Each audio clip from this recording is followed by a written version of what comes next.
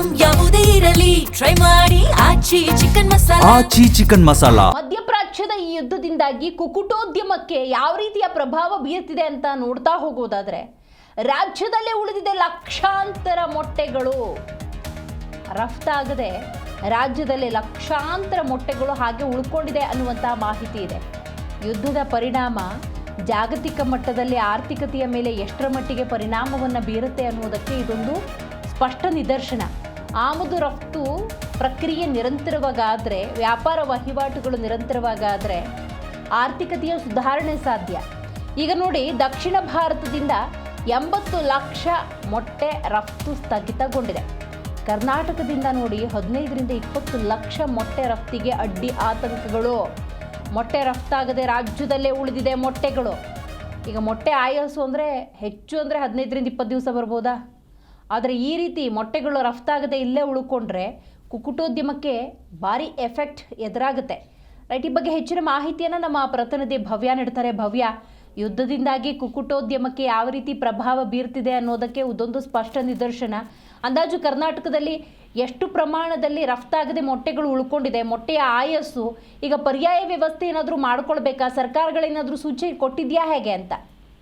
S Divya, ಖಂಡಿತ. ಯಾಕಂದ್ರೆ ಈಗಾಗಲೇ ಡ್ರೈ ಫ್ರೂಟ್ಸ್ ಏನು ಉದ್ಯಮ ಇದೆ ಅದರ ಮೇಲೆ ಕೂಡ ಈಗಾಗಲೇ ಎಫೆಕ್ಟ್ ಬೀರಿತ್ತು. ಸೊ ಈಗಾಗಲೇ ಬಹುತೇಕವಾಗಿ ವ್ಯಾಪಾರಕ್ಕೆ ಒಂದಲ್ಲ ಒಂದು ರೀತಿಯಾದಂತಹ ಎಫೆಕ್ಟ್ ಆಗ್ತಾ ಇರುವಂತದ್ದು. ಸದ್ಯ ಮಧ್ಯಪ್ರಾಚ್ಯದಲ್ಲಿ ಯುದ್ಧ ಆಗ್ತಾ ಇದೆ. ಸೊ ಕುಕ್ಕುಟ ಉದ್ಯಮಕ್ಕೆ ಕೂಡ ಇದೊಂದು ಭಾರಿ ಎಫೆಕ್ಟ್ ಆಗಿರುವಂತದ್ದು. ಅಂದ್ರೆ ಸದ್ಯ ಲಕ್ಷಾಂತರ ಮೊಟ್ಟೆ ರಫ್ತಾಗದೆ ನಮ್ಮ ರಾಜ್ಯದಲ್ಲೇ ಉಳಿದಿದೆ. ಮತ್ತೊಂದ್ ಕಡೆ ಈಗ ಬಿಸಿಲು ಇರುವಂತದ್ದು. ಈ ಬಿಸಿಲಿನ ಸಂದರ್ಭದಲ್ಲಿ ಈ ರೀತಿಯಾಗಿ ರಫ್ತಾಗದೆ ಉಳಿದ್ರೆ ಮೊಟ್ಟೆಗಳು ಕೂಡ ಹಾಳಾಗೋಗುತ್ತೆ. ಮತ್ತೊಂದ್ ಕಡೆ ವ್ಯಾಪಾರಕ್ಕೆ ಕೂಡ ಬಹಳಷ್ಟು ಒಂದು ತೊಂದರೆ ಆಗುತ್ತೆ.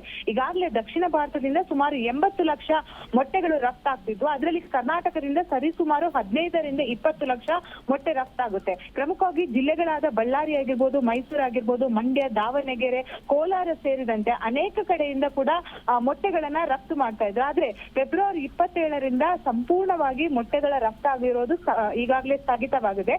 ಸೊ ಇದರಿಂದ ಕೋಟ್ಯಾಂತರ ರೂಪಾಯಿ ಕುಕ್ಕುಟೋದ್ಯಮಕ್ಕೆ ಲಾಸ್ ಕೂಡ ಆಗಿರುವಂತದ್ದು. ಸೊ ಹೀಗಾಗಿ ಕರ್ನಾಟಕ ಸರ್ಕಾರ ಇದರ ಬಗ್ಗೆ ಸೂಕ್ತ ಒಂದು ಕ್ರಮವನ್ನ ಕೈಗೊಳ್ಳಬೇಕು ಅನ್ನೋದು ಕುಕ್ಕುಟೋದ್ಯಮ ವ್ಯಾಪಾರಿಗಳ ಆಗ್ರಹವಾಗಿದೆ. ಯಾಕಂದ್ರೆ ಒಂದು ವೇಳೆ ಮೊಟ್ಟೆ ಹಾಗೇನೆ ಇಟ್ರೆ ಹಾಳಾಗೋದು ಖಂಡಿತ, ಬೇರೆ ಅದನ್ನು ಯಾವುದಕ್ಕೆ ಕೂಡ ಬಳಸೋದಕ್ಕೆ ಆಗಲ್ಲ. ಸೊ ಈ ಕಾರಣಕ್ಕಾಗಿ ಏನಾದ್ರೂ ಒಂದು ಸೂಕ್ತ ಕ್ರಮವನ್ನ ಕೈಗೊಳ್ಬೇಕು ಅನ್ನೋದಕ್ಕೆ ಕುಕ್ಕುಟೋದ್ಯಮದ ವ್ಯಾಪಾರಿಗಳು ಕೂಡ ಒಂದು ಆಗ್ರಹವನ್ನ ಕೂಡ ವ್ಯಕ್ತಪಡಿಸ್ತಾ ಇದ್ದಾರೆ. ದಿವ್ಯಾ,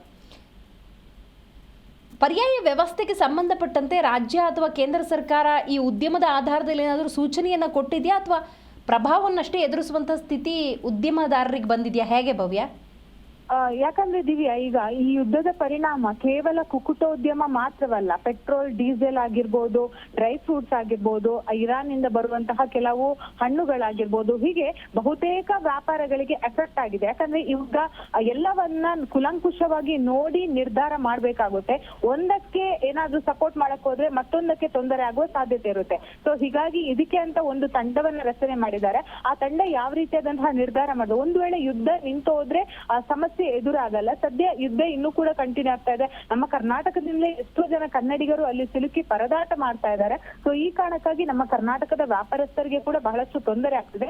ಸರ್ಕಾರ ಯಾವ ಕ್ರಮ ಕೈಗೊಳ್ಳುತ್ತೆ? ಯಾಕಂದ್ರೆ ರಾಜ್ಯ ಸರ್ಕಾರ ಮಾತ್ರ ಅಲ್ಲ, ಇಲ್ಲಿ ಕೇಂದ್ರ ಸರ್ಕಾರ ಕೂಡ ಪಾಲುದಾರಿಕೆ ಇರುವಂತದ್ದು. ಯಾಕಂದ್ರೆ ನಮ್ಮ ವಿದೇಶದಿಂದ ಬರುವಂತಹ, ಇಲ್ಲಿಂದ ಹೋಗುವಂತಹ ವಿಚಾರಗಳನ್ನ ಕೇಂದ್ರ ಸರ್ಕಾರ ಕೂಡ ನೋಡುತ್ತೆ, ಅಂದ್ರೆ ರಫ್ತಾಗುವ ವಿಚಾರಕ್ಕೆ ಸಂಬಂಧಪಟ್ಟಂತೆ. ಸೊ ಇದನ್ನ ಯಾವ ರೀತಿ ಸರಿಪಡಿಸಬಹುದು ಅನ್ನೋದನ್ನ ಸರ್ಕಾರ ಆದಷ್ಟು ಬೇಗ ಕ್ರಮ ಕೈಗೊಳ್ಬೇಕಾಗುತ್ತೆ. ಯಾಕಂದ್ರೆ ವ್ಯಾಪಾರಿಗಳು ದಿನನಿತ್ಯ ತಮ್ಮ ವ್ಯಾಪಾರದಿಂದ ತಮ್ಮ ಲಾಭವನ್ನ ಕೂಡ ಮಾಡುವಂತದ್ದು.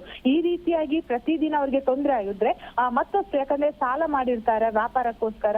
ಸೊ ಈ ರೀತಿಯಾದ ತೊಂದರೆ ಆದಾಗ ಮತ್ತಷ್ಟು ಅವರ ಜೀವನ ನಡೆಸೋದೇ ಕಷ್ಟಕರ ಸಂದರ್ಭ ನಮ್ಮ ಕರ್ನಾಟಕದಲ್ಲೂ ಕೂಡ ನಿರ್ಮಾಣ ಆಗುತ್ತೆ. ದಿವ್ಯಾ, ಈಗಾಗಲೇ 6ರಿಂದ 8 ರೂಪಾಯಿ ನಡೀತಾ ಇದೆ ಮೊಟ್ಟೆ ರೇಟ್ ಒಂದಕ್ಕೆ ಅಂತ ಅಂದ್ಕೊಂಡ್ರೆ, ಈಗ ಅದು ಹೆಚ್ಚು ದಿವಸ ಕೂಡ ಇಡೋದಕ್ಕೆ ಸಾಧ್ಯ ಇಲ್ಲ.